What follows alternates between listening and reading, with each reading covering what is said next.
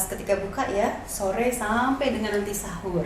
Jadi perbedaan siklus yang tadinya di pagi sampai malam, sekarang malam sampai subuh atau sampai sahur tadi.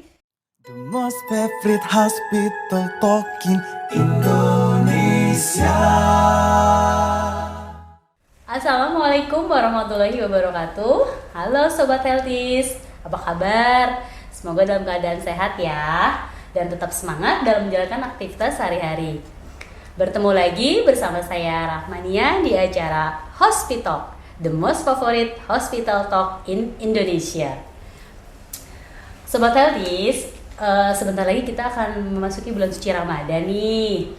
Nah, di acara Hospital kita kali ini temanya itu pengobatan diabetes mellitus pada saat puasa. Nah, narasumber kita kali ini yang sudah hadir seorang apoteker sekaligus kepala seksi pelayanan penunjang di RSUD Kebayoran Lama. Mari kita sambut Ibu Indri Mulyani Mars. Apa kabar Ibu? Alhamdulillah, kabar baik, sehat. Mbak Nia bagaimana kabarnya? Alhamdulillah Ibu sehat. Makin cantik aja. Alhamdulillah Ibu juga segar, fresh dan tetap semangat ya Walaupun Bu. mau puasa ya. Iya betul sekali. Ibu Indri ini sangat aktif sekali di organisasi Ikatan Apoteker Indonesia ya Bu, betul. Kebetulan Ibu Indri ini pun seorang surveyor ya Bu ya, surveyor akreditasi dari lembaga apa Ibu kalau boleh tahu? Lars DHP. Oke, sangat banyak aktivitas Ibu Indri ini ya. Oke, Sobat Healthies, mungkin banyak sekali pertanyaan-pertanyaan yang hadir di berbagai media, bahkan mungkin di RSUD Kebayoran Lama ini pun banyak yang sekali bertanya ya, terutama untuk pasien diabetes mellitus ya Ibu. Terkait mereka tuh takutnya ini loh Bu, kalau dia penyakit diabetes itu boleh nggak sih berpuasa gitu, karena mereka khawatir nih kalau nanti mereka berpuasa dari mulai cara minum obatnya bagaimana, lantas jam berapa saja mungkin, adakah dari Ibu Indri sendiri untuk penyakit diabetes mellitus itu seperti apa ya Bu pada saat bulan puasa? Oke, baik, terima kasih pertanyaannya Mbak Nia. Memang hal ini juga sering dan memang selalu ditanyakan setiap tahunnya kalau kita udah mau memasuki bulan suci Ramadan. Pasti deh gitu yang punya penyakit degeneratif suka bertanya, apakah saya bisa nggak ya puasa gitu ya.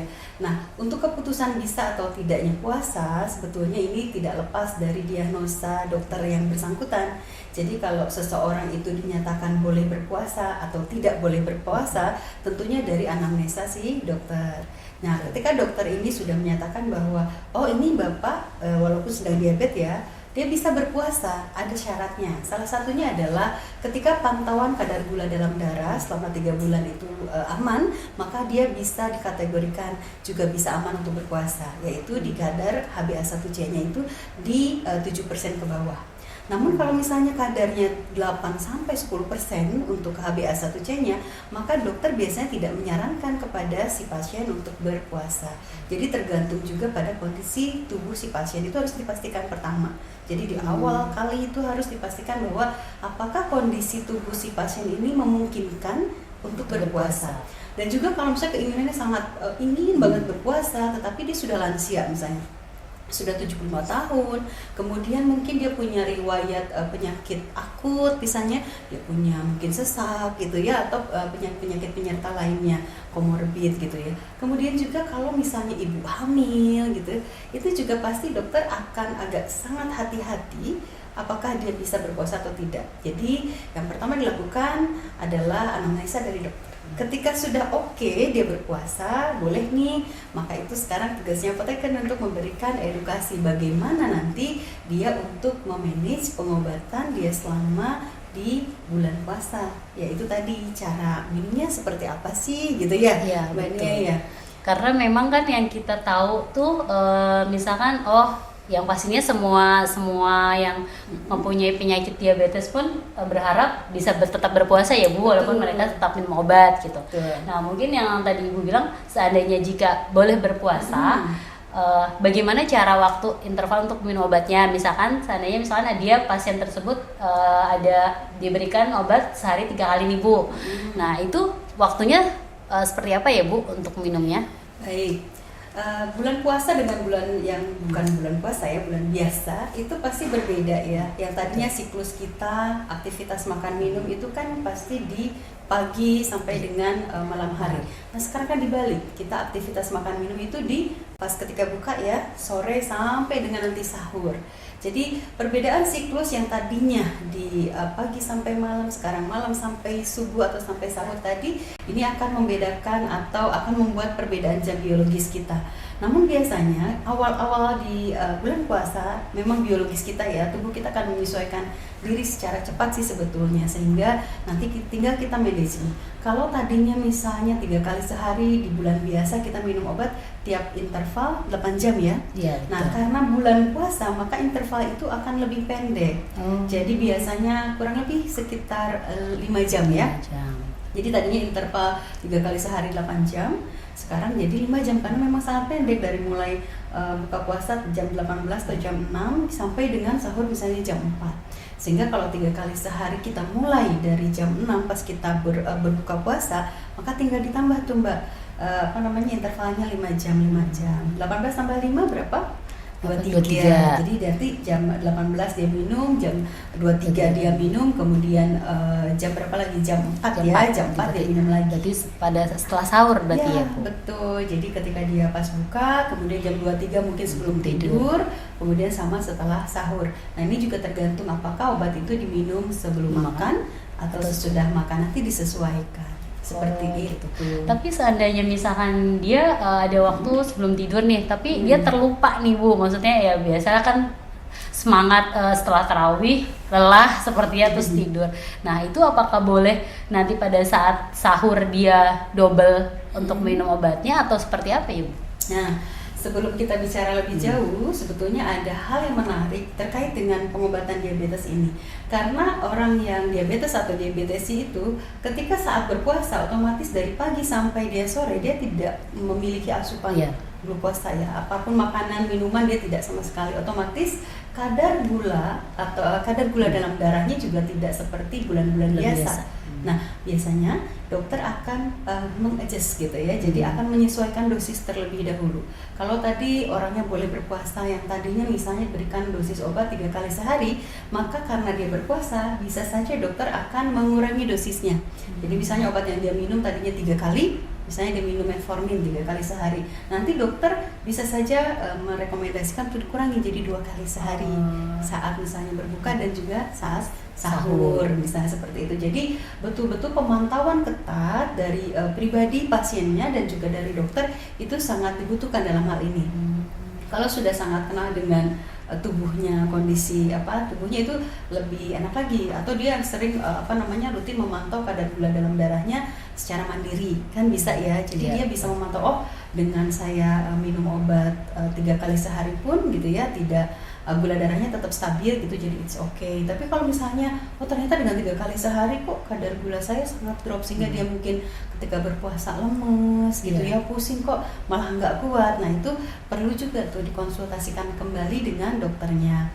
Nah nanti kalau misalnya sudah ditentukan dosisnya tadi Mbak, berarti kan kalau terlupa nih, contoh metformin tadi harusnya 3 kali sehari, berarti kan berbuka sebelum tidur sama setelah sahur.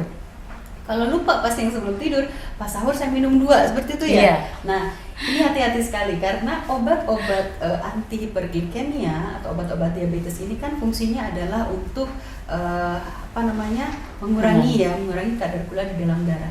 Nah kalau misalnya penurunan gula darahnya secara drastis dengan kita double dosis tadi, maka apa akan terjadi dalam tubuhnya? Setelah sahur dia akan lemas. Kenapa? Tadi langsung drop. Apalagi kalau dia makan sahurnya tidak banyak gitu ya kan. Biasa kalau sahur agak malas sedikit ya. Tidak seperti biasanya. Jadi itu tidak banyak asupan makanan yang masuk, kemudian dia minum obat tadi diabetesnya langsung 2 tablet sehingga nanti akan drop. Bahkan kalau misalnya lebih parah kan terjadi hipoglikemia, kekurangan kadar gula dalam darah. Seperti itu Mbak Dia. Jadi disarankan jangan melakukan double dosis. Jadi kalau misalnya terlupa berarti yang sahur silahkan diminum dosis sahurnya saja. Oh gitu. Jangan double dosis karena itu lebih berakibat tidak baik ya, gitu ya. Berbeda dengan antibiotik. Kalau obat diabetes ini kita harus betul-betul hati-hati. Gitu. Mungkin lebih ditekankan buat pengingat seperti Ibu ya, biar nggak lupa. Betul, Jadi biar nggak memang lupa. disiapkan Gimana gitu ya caranya? untuk buka Iya. sebelum tidur dan pas setelah sahur ya, jadi agar lebih ingat. Bisa pakai alarm, Ya. mungkin di handphone biar nggak lupa gitu ya, pengingat atau reminder minum obat bisa, atau bisa dengan anggota keluarga yang Ya, membantu untuk mengingatkan ya. mengingat. Oke, baik, tadi menarik sih Bu yang permasalahan yang tadi pada saat mungkin kan dia puasa nih, itu kan kadar glukosa dalam darahnya kan berkurang, atau pasti tidak ada tenaga seperti kan, lemas, pusing. Tapi pernah ada yang bertanya sama saya nih Bu, malah justru dia selama puasa nih kuat nih, tapi begitu pas buka kok lemas dan pusing ya, itu kenapa ya Bu? Oke, baik. Kalau gejala seperti itu terjadi pada pasien diabetes ya, biasanya sih tidak jauh-jauh ini adalah tanda-tanda dari hipoglikemia. Jangankan orang yang diabetes, orang yang kita biasa normal saja, ketika memang tidak ada asupan sama sekali, kan kita suka kelingan ya, kalau dibilang kelingan gitu ya, itu sebetulnya tanda-tanda hipoglikemia. Nah, ketika itu terjadi pada diabetes sih berarti kemungkinan besar itu adalah tanda-tanda hipoglikemia. Apakah itu normal? Selama tidak parah, itu boleh. Kalau yang parah seperti apa? Kalau yang parah kan sampai misalnya menyebabkan bukan hanya pusing, Mbak, bisa juga dia bisa gemeteran, berkeringat, kemudian mungkin tidak sadarkan diri. Nah, itu yang parah ya, yang agak berat. Kalau masih ringan saja itu kan bisa nanti ditanggulangi dengan apa? Ketika saat mau berbuka kan sebentar lagi udah mau buka nih, maka berbukalah dengan yang manis ya, seperti tagline ya Bu. Tagline ya. Jadi untuk menanggulangi hipoglikemia tentunya kita butuh glukosa atau gula sederhana yang cepat diserap. Jadi dia bisa nanti minum teh manis mungkin atau teh dicampur madu biar cepat pulih dulu. Setelah itu dia bisa memakan takjil atau makanan-makanan berbuka. Dan tentunya kalau orang diabetes ya juga terpola sekali gitu, makannya teratur, kemudian berapa banyak jumlahnya itu memang sebelum dia menjalankan puasa, biasanya dokter spesialis juga akan merekomendasikan untuk berkonsultasi ke dietitian atau ke ahli gizi. Agar apa? Agar nanti ketika dia berpuasa, pola makannya juga sehat dan juga mencukupi kebutuhan kalori si pasien diabetes tadi. Iya, betul sekali sih Bu. Berarti tentunya tadi kan yang Ibu sampaikan berbuka dengan yang manis, mungkin jumlahnya juga nggak harus berlebihan ya Bu ya. Karena kan pastinya kalau di berbuka yang manisnya banyak, khawatir yang ada tinggi lagi tuh kan kadar gulanya gitu. Iya. Tadinya hipo, tiba-tiba langsung hiperglikemi gitu. Begitu cukupnya sepertinya ya Bu ya. Nah, saya lanjut menyambung dari yang tadi Ibu bilang, pada saat kita berbuka yang manis. Nah, mungkin kan Sobat Healthy semua euforia di bulan suci Ramadan ini kan awal-awal masih sangat tinggi ya Bu. Maksudnya minggu pertama masih yang wow dengan berbuka makan gorengan contohnya, atau minum es atau yang bermain. Nah, itu kan pastinya ada efek ya Bu ya, entah itu dari mulai gejala flu timbul, radang tenggorokan dan sebagainya gitu ya. Mungkin Ibu pernah merasakan juga. Jadi kalau misalkan seperti itu, apakah kita boleh minum obat untuk mengurangi gejala-gejala yang baru dialami seperti itu boleh nggak Bu? Tapi kita sedang minum obat diabetes gitu. Itu bagaimana ya Bu? Waktunya gitu. Gitu. Baik. Jadi kalau tadi karena euforia tadi semangat soalnya. Ada apa tadi? Ada kurma, teh manis, gitu kolak, ya. gitu. Kolak, itu manis semua itu ya, luar biasa. Apalagi es gorengan dan yang pedas-pedas. Nah, ini pasti akan menimbulkan gejala tambahan ya. Gejala-gejala tambahan seperti radang, batuk, pilek itu biasa. Nah, untuk seorang diabetes maka sebetulnya disarankan kalau memang penyakit atau tadi gejala tambahannya ringan, sedang lah ya, seperti kita batuk biasa atau kok agak kayak flu gitu ya, itu kan boleh ya kita swab medikasi, minum obat flu gitu ya, obat flu yang aman untuk pasien diabetes. Jadi obat-obat yang ringan lah. Kalau misalnya kita agak demam, agak panas meriang sedikit ya bisa dia minum paracetamol. Jadi boleh nggak ya? Boleh gitu ya. Kapan minumnya? Kalau paracetamol kan mungkin sudah makan ya, lebih baik. Jadi setelah berbuka baru dia minum obat tersebut. Nah memang kalau misalnya nih dia sudah 3 hari tapi radangnya kok tambah parah, batuknya tambah parah gitu, bahkan udah apa ya, udah nggak kuat lah si pasien, maka dianjurkan untuk berobat ke dokter. Nah nanti akan ada permasalahan baru ketika dia tambahan dari dokter memberikan obat antibiotik, kan? Obat antibiotik itu 3 kali sehari misalnya, dia sudah tadi obat diabetesnya metformin 3 kali sehari. Nah kok jadi double kan nantinya. Nah itu harus kita perhatikan gini. Berpuasa ini kan wajib bagi yang memenuhi kriteria dan memang yang mampu. Kalau misalnya pasien tersebut dengan sakitnya itu kondisi tubuhnya juga melemah dan tidak kuat, sebetulnya tidak boleh dipaksakan. Karena ada rukhsah dalam agama kita, ada keringanan lah bagi orang yang sakit, kan boleh tidak berpuasa, jadi jangan dipaksakan itu satu. Tapi kalau masih bisa ditahan gitu, dia tetap sangat semangat gitu, maka nanti obatnya tadi diminum sesuai dengan interval waktu yang tadi. Bisa kalau 3 kali tadi tiap 5 jam ya, kalau bisa 4 kali bagaimana, bisa aja kan dia dapat antivirus yang minumnya 4 kali sehari. Nah itu berarti intervalnya dikurangin lagi, yang tadinya intervalnya tiap 5 jam menjadi tiap 4 atau bahkan 3 jam gitu ya. Jadi perbedaannya sih sebetulnya memanage bagaimana cara minum obat saat puasa seperti itu. Nah yang harus dinotis banget ketika dia mendapatkan antibiotik, nah mau nggak mau kan harus habis gitu, nggak boleh dia minum sebagian setelah enakan udah di stop gitu. Rata-rata seperti itu sih Bu, nggak bisa seperti itu. Jadi harus juga diperhatikan ya jenis obatnya. Oh iya Mbak, ini tambahan juga bahwa kadang di masyarakat juga ketika kita obat ini kan gak hanya yang diminum, ada obat yang disuntikan juga ya, seperti misalnya kalau obat diabetes ada insulin, ya kan? Nah suka ada juga memang masyarakat yang bertanya apakah insulin ketika kita suntikan saat berpuasa itu batal atau enggak? Suka ada nggak? Iya, pernah Bu, ada. Tadi saya sih mau bertanya itu, tapi Ibu sudah menotis itu, karena memang banyak yang seringnya mereka mengkhawatirkan takutnya puasa mereka batal gitu ya. Bahkan ketika berpuasa ada yang kalau dia sakit mata bisa nggak mau obat tetes mata batal, sakit telinga jangan, bahkan sampai salep kulit pun jangan, nanti batal, obat kumur batal gitu ya. Nah ini ada kabar gembira sebetulnya Mbak Nia, bahwa memang di dalam asosiasi internasional untuk isu-isu yang kontemporer terkait dengan pengobatan dan khususnya ada keterkaitan dengan Islam gitu ya, itu di Maroko tahun 97 para ahli farmasi itu menyepakati ya, dan ada ulamanya juga disepakati bahwa memang obat-obatan yang dikonsumsi selama berpuasa, obat-obat yang bukan diminum ya, itu seperti misalnya obat suntik termasuk juga insulin ya di dalamnya, baik disuntikan melalui pembuluh darah ataupun misalnya melalui bisa intramuskular gitu ya, atau subkutan dan lain-lain ke tubuh kita, itu diperbolehkan. Salep kulit diperbolehkan, bahkan obat kumur-kumur pun selama tidak tertelan itu diperbolehkan gitu.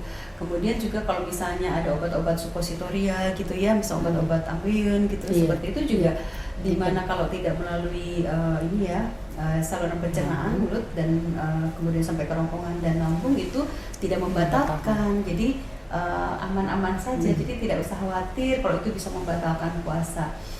Kecuali kalau niat ya gitu ya, kumur-kumur ketelan, nah itu kan beda, itu beda niatnya gitu Mbak Nia. Jadi itu nggak usah khawatir, tetap bisa kita lakukan berpuasa. Kemudian obat-obatan tetap bisa kita konsumsi atau kita masukkan ya, kecuali satu sih, kalau misalnya ada melalui intravena tetapi sifatnya makanan ya, makanan misalnya ya yang dimasukkan ke dalam tubuh, kalau makanan sifatnya tetap nggak boleh gitu.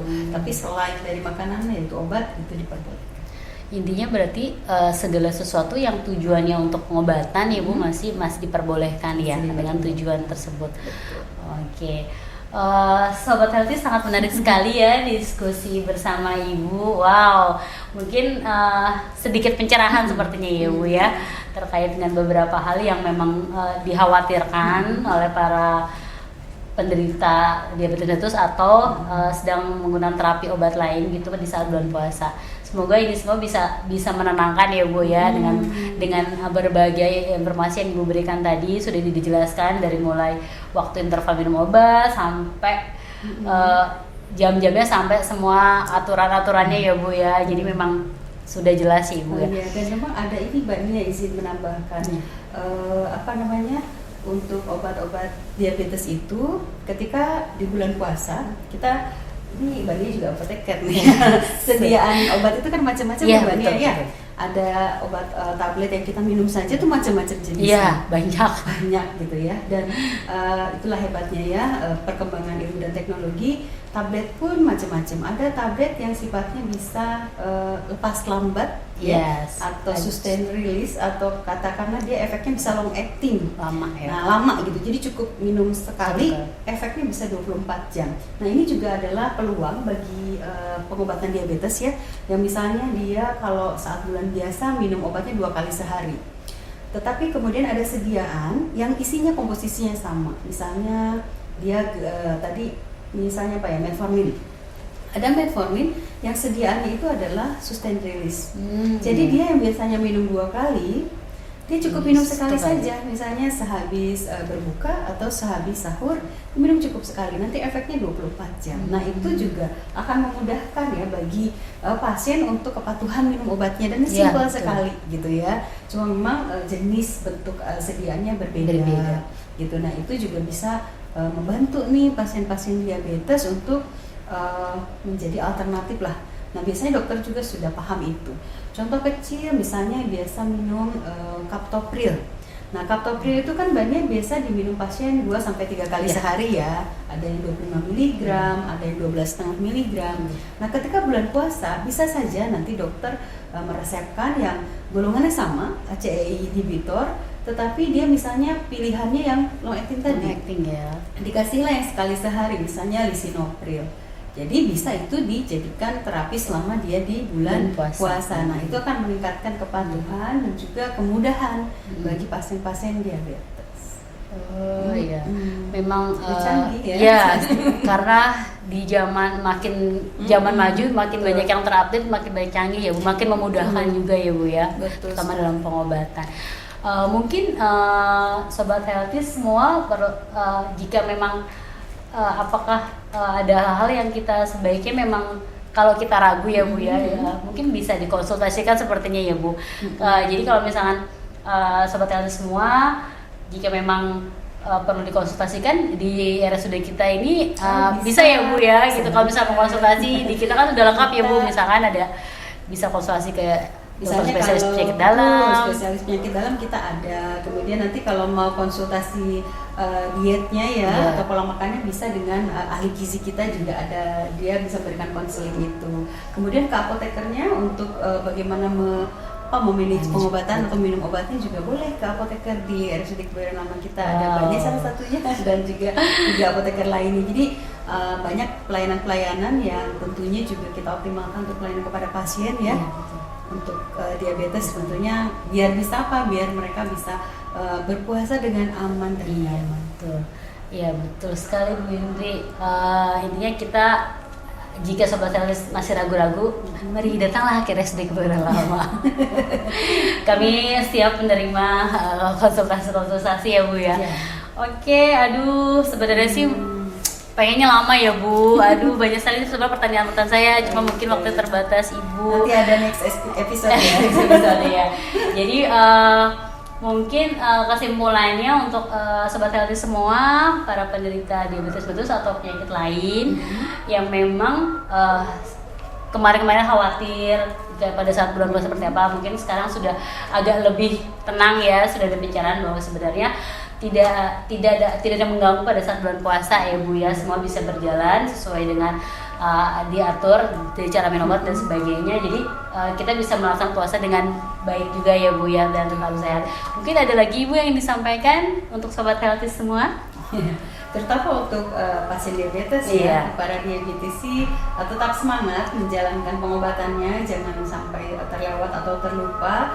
Dan di bulan puasa tetap bisa berpuasa asalkan tadi yang pertama sudah ditetapkan oleh dokter bahwa dia bisa untuk berpuasa. Yang kedua tadi sudah paham terhadap bagaimana cara minum obat yang benar gitu ya. Dan yang ketiga pola makannya juga harus dijaga ya, karena memang puasa ini memberikan manfaat yang sangat bagus terhadap pasien diabetes juga, sehingga sangat sayang jika dilewatkan. Nah, untuk itu para pasien diabetes tetap bisa menjalankan itu dengan aman dan nyaman. Demikian Mbak Nia. Ya, terima kasih Bu Indri atas penjelasannya yang super sangat jelas sekali ya. Wow, memang Bu Indri sebagai narasumber yang sudah melanglang di seluruh Indonesia ya Bu ya. Mungkin nanti bisa Bu mampir-mampir lagi ke podcast kita Bu Indri dengan tema-tema yang menarik ya Bu ya tentunya. Baik Sobat Healthy semua, demikian acara diskusi kita kali ini. Semoga Sobat Healthy bisa menjalankan ibadah puasa dengan lancar, aman dan sehat selalu. Terima kasih, sampai ketemu di acara Hospital kita selanjutnya. Terima kasih. Wassalamualaikum warahmatullahi wabarakatuh.